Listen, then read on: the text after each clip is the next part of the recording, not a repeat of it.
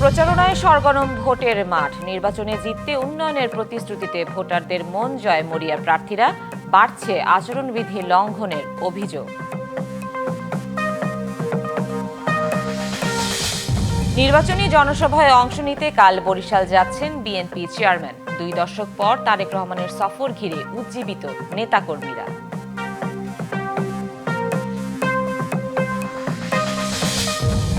আজ কিশোরগঞ্জ, ময়মনসিংহ ও গাজীপুরে জামায়াত আমিরের নির্বাচনী জনসভা। তুলে ধরবেন পরিকল্পনা, জড়ো হচ্ছেন নেতাকর্মী সমর্থকরা।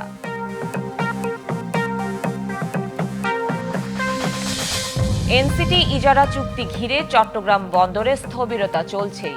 অচলের ছক কষা হয় 1 বছর আগে। হোয়াটসঅ্যাপ গ্রুপে বার্তা ফাঁস হলেও নেওয়া হয়নি ব্যবস্থা।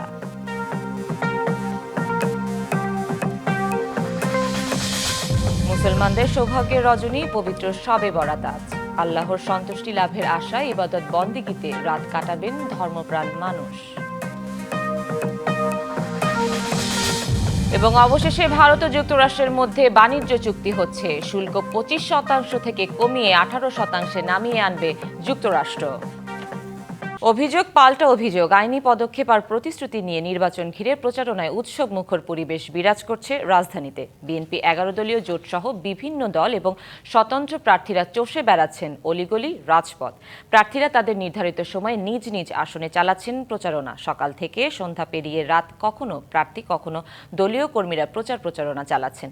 ভোটারদের কাছে গিয়ে তুলে ধরছেন তাদের প্রতিশ্রুতি। একে অপরের বিরুদ্ধে ছুটছেন নানা অভিযোগ, পাল্টা অভিযোগের তীর। গণসংযোগের প্রতিদ্বন্দ্বী প্রার্থীর বিরুদ্ধে মিথ্যাচারের অভিযোগ তোলেন বিএনপির মনোনীত প্রার্থী আমিনুল হক।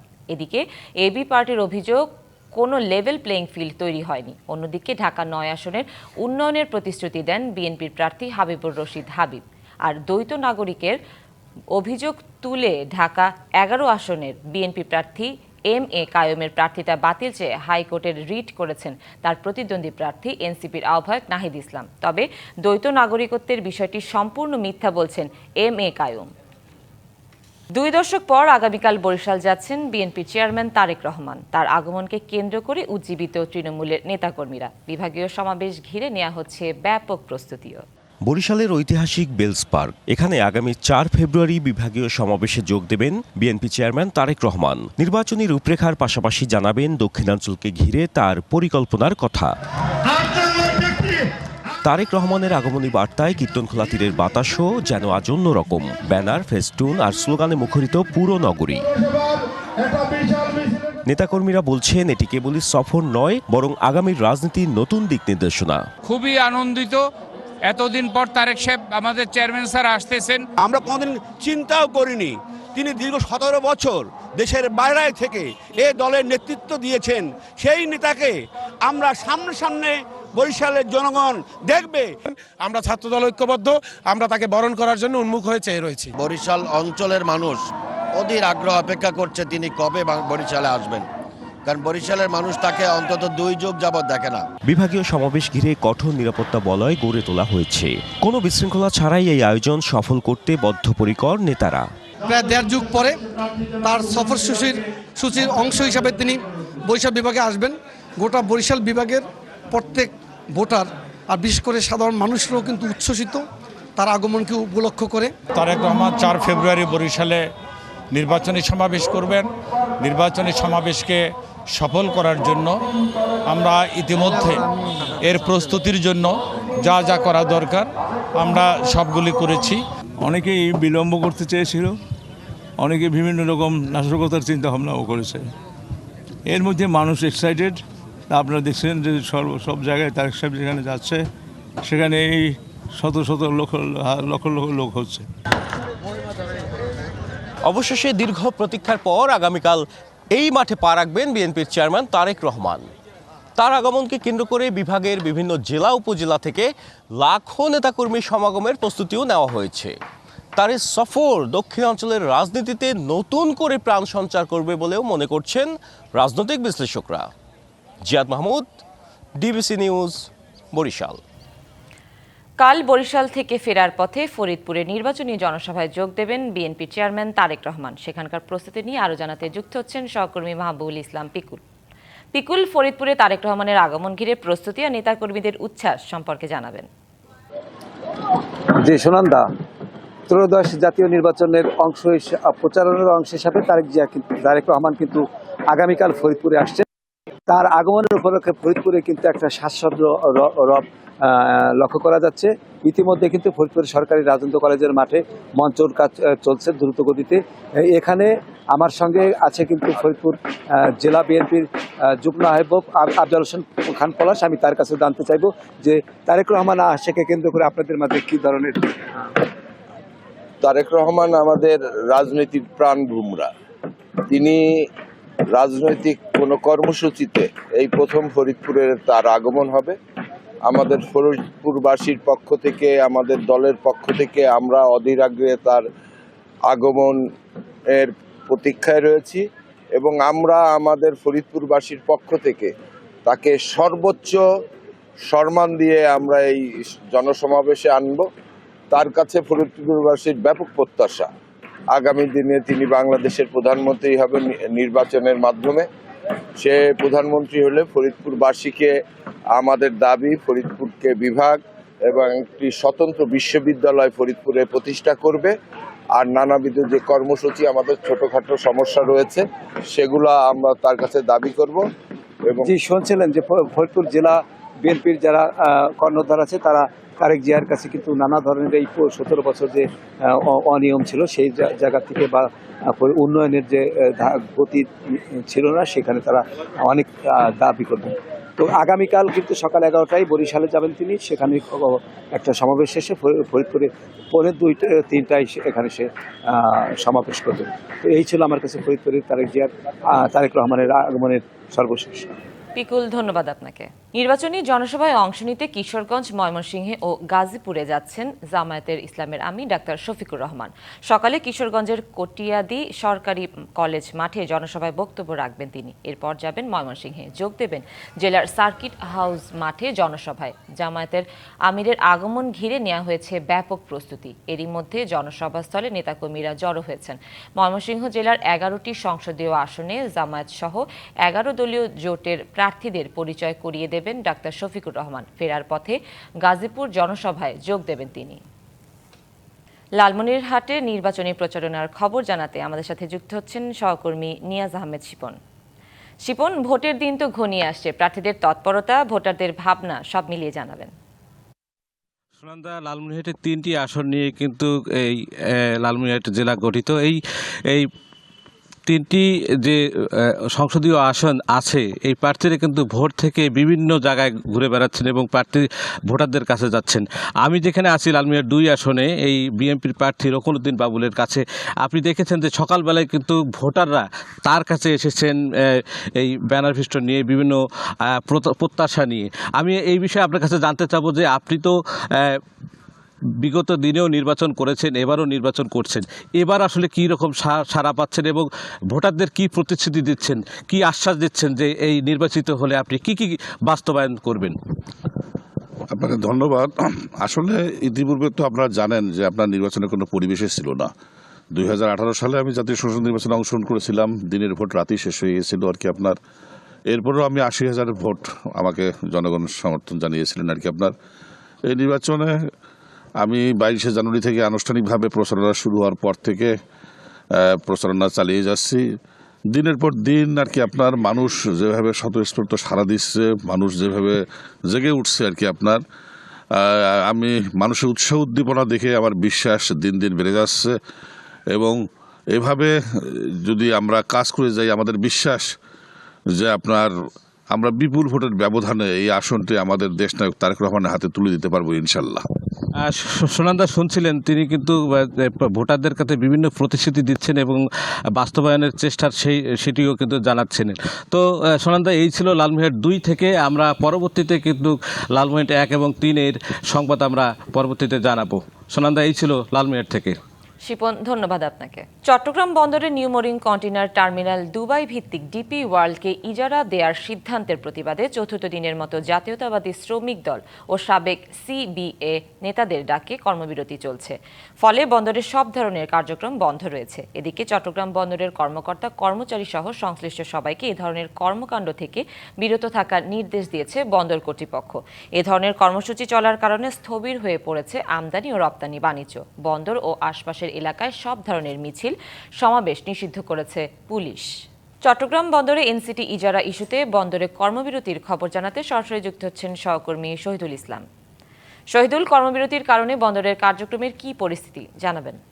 চট্টগ্রাম বন্দরে যে এতদিন টানা 3 দিন ধরে যে 8 ঘন্টা কর্মবিরতি চলছিল, সেটি আজ সকাল 8টা থেকে প্রায় 24 ঘন্টা যে কর্মবিরতি সেটা শুরু হয়েছে। আমরা এখানে এই মুহূর্তে আছি চট্টগ্রাম বন্দরের 4 নম্বর গেটে, যেখানে আসলে আমরা দেখতেই পাচ্ছি চট্টগ্রাম বন্দরের যে অন্যান্য দিনের তুলনায় যে স্বাভাবিক কার্যক্রম, সেই স্বাভাবিক কার্যক্রম অনেকটাই ব্যাহত হচ্ছে। এখানে যে বিভিন্ন যে লরি থেকে শুরু করে বিভিন্ন গাড়ি যে বন্দরে এই সময়ে যে সব সময় যে বিভিন্ন যে গাড়ি যানবাহনগুলো এখানে আসে এবং প্রবেশ করে এবং এখান থেকে পণ্য নিয়ে তারা আসলে সড়ক পথে অনেক সময় ঢাকায় চলে যায়, সেই ধরনের যে গাড়িগুলো রয়েছে সেই গাড়িগুলো আমরা এখানে প্রবেশ করতে দেখি না। এছাড়াও আমরা দেখেছি চট্টগ্রাম বন্দরের যে বিভিন্ন যে কর্মকর্তা এবং যে কর্মচারীরা রয়েছেন তারা আসলে এখানে কাজে যোগ দেননি বলে আমরা বিভিন্ন সূত্র থেকে জানতে পেরেছি। এছাড়াও আমরা যে বন্দর রক্ষা সংগ্রাম পরিষদের যে সমন্বয়ক রয়েছে তাদের সঙ্গে আমরা যোগাযোগ করেছিলাম। তারা আমাদের যেটা জানিয়েছেন যে এই চট্টগ্রাম বন্দরে 20,000-এর মতো কর্মকর্তা কর্মচারী এখানে কাজ করেন এবং যারা আসলে এখানে যে কর্মচারীগুলো যে ধর্মঘটের যে ডাক দেওয়া হয়েছে সেই ডাকে তারা আসলে সম্মতি প্রকাশ করে তারা আসলে কাজে আসেননি। অর্থাৎ যে কর্মবিরতি 24 ঘন্টা সেটা এখন পর্যন্ত চলমান রয়েছে। যে কর্মবিরতি চলছে সেই কর্মবিরতির ফলে আসলে আমরা বিভিন্ন ব্যবসায়ীদের সঙ্গে কথা বলেছিলাম। তারা বলছেন যে কর্মবিরতি চলছে এই কর্মবিরতির ফলে আসলে এটা 24 ঘন্টা যদি টানা অনবরত চলে সেক্ষেত্রে ডিপো থেকে যে রপ্তানি কন্টেইনার বন্দরে নেওয়া যাবে না, এই ক্ষেত্রে এতে করে যে জাহাজের সমতা যেটি থেকে ছেড়ে যাবে না। এছাড়াও আমরা আরেকটা তথ্য জানিয়ে রাখতে চাই যে কর্মবিরতির ফলে গত 8 দিন ধরে যে কর্মবিরতি 3 দিন ধরে যে কর্মবিরতি চলছিল 8 ঘন্টা ধরে, সেই ক্ষেত্রে যে বন্দরের রপ্তানির জন্য যে জাহাজীকরণের যে কন্টেইনার ছিল সেটা প্রায় 2000-এরও বেশি জট লেগে আছে। এছাড়া যে বন্দরে যে আইনশৃঙ্খলা পরিস্থিতি সেটা স্বাভাবিক রাখতে এখানে যে আইনশৃঙ্খলার যে বিভিন্ন যে ফোর্স রয়েছে তারা এখানে এসেছেন এবং তারা এখানে নিয়োজিত আছেন। এই ছিল। শহীদুল, ধন্যবাদ আপনাকে। দেশ জুড়ে বইছে নির্বাচনের জোর হাওয়া। 12 ফেব্রুয়ারি হবে ত্রয়োদশ জাতীয় সংসদ নির্বাচনের ভোট গ্রহণ। এ নিয়ে কি ভাবছেন সাধারণ মানুষ থেকে শুরু করে আগামীর জনপ্রতিনিধিরা, সে কথা জানাতে ডিবিসি নিউজের ইলেকশন এক্সপ্রেস ছুটে যাচ্ছে সব সংসদীয় আসনে। এখন রয়েছে সংসদীয় আসন 265, ফেনী 1-এ। CSRM DBC news election express আজ সারাদিন থাকবো ফেনী জেলায়। এই মুহূর্তে আমাদের সাথে অতিথি হিসেবে যুক্ত আছেন ফেনী 1 আসনে ইসলামী আন্দোলন বাংলাদেশ মনোনীত প্রার্থী কাজী গুলাম কিবরিয়া। আমরা তার সাথে একটু কথা বলতে চাই। আপনাকে স্বাগত জানাচ্ছি আমাদের অনুষ্ঠানে। আপনি তো এই আসনে নির্বাচন করছেন, নির্বাচনের হাওয়া কেমন বইছে, প্রচারণা কেমন চলছে? আলহামদুলিল্লাহ, নির্বাচনের হাওয়া ভালোই বইছে, প্রচারণা খুব জোরসোরে চলছে। ইনশাল্লাহ আমরাও ভালো প্রচারণা করছি।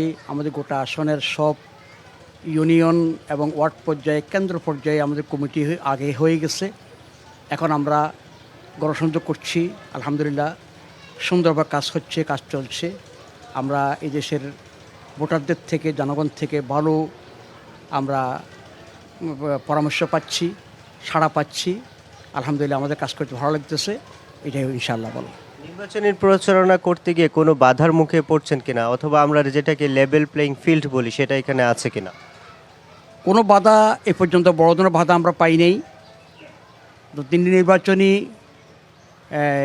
যে একটা সুন্দর পরিবেশ, লেভেল প্লেইং ফিল্ড যেটা বলা হয়, সেটা নিয়ে আমরা শঙ্কিত। কারণ এখন আশঙ্কা করা হচ্ছে পেশি শক্তির প্রদর্শনী চলবে এবং কালো টাকার চলাচল চলবে। এই কালো টাকা এবং পেশি শক্তি এগুলাই নির্বাচনের জন্য কাল এবং অত্যন্ত খারাপ পজিশন নিয়ে আসবে, তার আলামত আমরা মোটামুটি দেখতে পাচ্ছি। এই যে পেশি শক্তির আশঙ্কা আপনি করছেন, এই বিষয়ে প্রশাসনকে, ইসিকে কোনো কমপ্লেন করেছেন কিনা? আমরা এখন কোনো আনুষ্ঠানিক কমপ্লেন করি নেই। বাকি আমরা মাঠে ময়দানের প্রচারণা, যে সমস্ত কথাবার্তা পথসভায়, জনসভায় আমরা বলতেছি, এগুলো ইঙ্গিত দিয়ে যাচ্ছি। আর সবচেয়ে বড় কথা হলো আমরা আশঙ্কার মধ্যে আছি। এই জন্য অবৈধ অস্ত্র এখনও আছে বলে অনেকে বলছেন। তাছাড়া 5ই আগস্টের আগে পরে যে অবৈধ অস্ত্রগুলা ব্যবহার হয়েছে এগুলো পুরোপুরি উদ্ধার হয়নি। এরপরে 5ই আগস্টের পরে অনেক থানা লুট হয়েছে, অস্ত্র লুট হয়েছে, সেগুলোও পুরোপুরি উদ্ধার হয়েছে এই মর্মে কেউ রিপোর্ট দিতে পারে না। সে ব্যাপারে আমরা খুব শঙ্কিত, আমরা নিজেরা চলাফেরা করতে শঙ্কিত। আমরা নির্বাচনের মাঠে যাচ্ছি, খুব বয়স সংখ্যার মধ্যে যাচ্ছি। আমরা চাইছিলাম সংস্কার না করে নির্বাচন চাইছিলাম না, কিন্তু কেন জানি কার ইঙ্গিতে কার ইশারায় সরকার কার কথায় এই আপনার সংস্কার ছাড়াই নির্বাচন দিয়ে দিয়েছে। আমার সবশেষ প্রশ্ন, আপনি যদি নির্বাচিত হন তাহলে কি করবেন, একটু যদি 20 সেকেন্ডে বলেন। আমি নির্বাচিত হলে 1 নম্বরে এই এলাকার সবচাইতে বড় সমস্যা হলো বন্যা। এই বন্যায় এই দেশের মানুষ প্রতি বছর ক্ষতিগ্রস্ত হয়, আর 24-এর বন্যায় তো অনেক ক্ষতিগ্রস্ত হয়েছে। আমি টেকসই বাঁধ নির্মাণ করার জন্য প্রশাসন, পানি উন্নয়ন বোর্ড, এদেশের সুশীল সমাজ জনগণকে নিয়ে একটা টেকসই বাঁধ নির্মাণের জন্য চেষ্টা করবো, ইনশাআল্লাহ কাজ চালিয়ে যাব। মাদকদ্রব্য এটা সবচাইতে বেশি একটা সমস্যা। মাদকের করাল গ্রাসে এদের যুব সমাজ ধ্বংস হয়ে যাচ্ছে, গ্রামে গঞ্জে সর্বত্র মাদক ঢুকে গেছে। এই মাদককে আমরা চিরতরে নির্মূল করব এবং সকল অন্যায় অত্যাচার এবং সকল রকমের অন্যায় অসৎ কাজ এগুলো দূরীকরণের জন্য, বেকারত্ব দূর করার জন্য আমরা এই দেশে কাজ করব। বুঝতে পেরেছি। আমাদের সাথে যুক্ত হওয়ার জন্য আপনাকে অসংখ্য ধন্যবাদ। CSRM ডিবিসি ইলেকশন এক্সপ্রেস আজ সারাদিন থাকবে এই জেলায়। পরবর্তী সংবাদে নতুন কোনো প্রার্থী নিয়ে আপনাদের সামনে আবারও হাজির হব। ততক্ষণ আমাদের সাথে থাকুন, ভালো থাকুন। আজ দিন শেষে পবিত্র শবে বরাত, যথাযোগ্য ধর্মীয় মর্যাদায় সারা দেশে পালিত হবে রাতটি। হিজরি শাবান মাসের 14 তারিখ রাতকে মুসলমানরা শবে বরাত বা সৌভাগ্যের রজনী হিসেবে পালন করে থাকেন। ধর্মপ্রাণ মানুষ রাত্রিতে নানা নফল ইবাদত বন্দেগী করে থাকে। এ উপলক্ষে ইসলামিক ফাউন্ডেশনের উদ্যোগে বায়তুল মোকাররম জাতীয় মসজিদে ধর্মীয় আলোচনা সহ বিভিন্ন অনুষ্ঠানের আয়োজন করা হয়েছে। শবে বরাতের ফজিলত, গুরুত্ব ও তাৎপর্য তুলে ধরা হবে মসজিদে মসজিদে। শবে বরাত উপলক্ষে প্রধান উপদেষ্টা ডক্টর মোহাম্মদ ইউনূস বাণী দিয়েছেন। এতে তিনি পবিত্র শবে বরাতকে আল্লাহর রহমত লাভের এক অসাধারণ সুযোগ হিসেবে গ্রহণ করে দেশ ও জাতির কল্যাণে প্রার্থনা ও মানব কল্যাণে আত্মনিয়োগ করার আহ্বান জানান। এই উপলক্ষে আগামীকাল সরকারি ছুটি থাকবে। যুক্তরাষ্ট্রের সঙ্গে কূটনৈতিক আলোচনার জন্য ইরান প্রস্তুত বলে জানিয়েছেন দেশটির পররাষ্ট্রমন্ত্রী আব্বাস আরাকচি। তুরস্কে পারমাণবিক ইস্যুতে আলোচনার আগে এমন মন্তব্য করেন তিনি। স্থানীয় সময় সোমবার আয়াতুল্লাহ রুহুল্লাহ খমেনির মাজারে কর্মকর্তাদের উদ্দেশ্যে বক্তব্য দিতে গিয়ে তিনি বলেন, পারস্পরিক সম্মানের ভিত্তিতে যে কোনো আলোচনা হতে পারে, তবে হুমকি ও শক্তির ভাষায় কথা বললে তার জবাবও সেই ভাষাতেই দেয়া হবে। ইরান ও যুক্তরাষ্ট্রের কর্মকর্তারা রয়টার্সকে জানান, আগামী শুক্রবার তুরস্কে দুই দেশ আবারও পারমাণবিক আলোচনা শুরু করবে। এদিকে যুক্তরাষ্ট্রের প্রেসিডেন্ট ডোনাল্ড ট্রাম্প সতর্ক করে বলেছেন, বড় বড় মার্কিন যুদ্ধজাহাজ ইরানের দিকে অগ্রসর হওয়ায় কোনো চুক্তিতে পৌঁছানো না গেলে খারাপ কিছু ঘটতে পারে। আর্জেন্টিনার চুবুত প্রদেশে ভয়াবহ দাবানলে এ পর্যন্ত প্রায় 50,000 হেক্টর এলাকা পুড়ে গেছে। দাবানল নিয়ন্ত্রণে নিরলসভাবে কাজ করছেন দমকল কর্মীরা। প্রবল বাতাসের কারণে আগুন আরও ভয়াবহ রূপ নেয়। এতে চুবুত প্রদেশের 2টি সড়ক সাময়িকভাবে বন্ধ করে দেওয়া হয়েছে। প্যান্টাগোনিয়ার এই বন দাবানলে বুয়েনোস আইরেস শহরের দ্বিগুণেরও বেশি এলাকা ধ্বংস হয়ে গেছে। ফেডারেল জরুরি সংস্থার তথ্য অনুযায়ী লস আরেলসেস ন্যাশনাল পার্কে আগুন ছড়িয়ে পড়ছে। এরই মধ্যে 24,000 হেক্টর দেশীয় উদ্ভিদ ও পাইন বন পুড়ে গেছে। সংবাদ এই ছিল এখনকার মতো। ডিবিসি নিউজের সংবাদগুলো পড়তে ভিজিট করুন dbcnews.tv আর ভিজিট করুন ডিবিসি নিউজের ফেসবুক পেজ এবং ইউটিউব চ্যানেল। সাথেই থাকুন।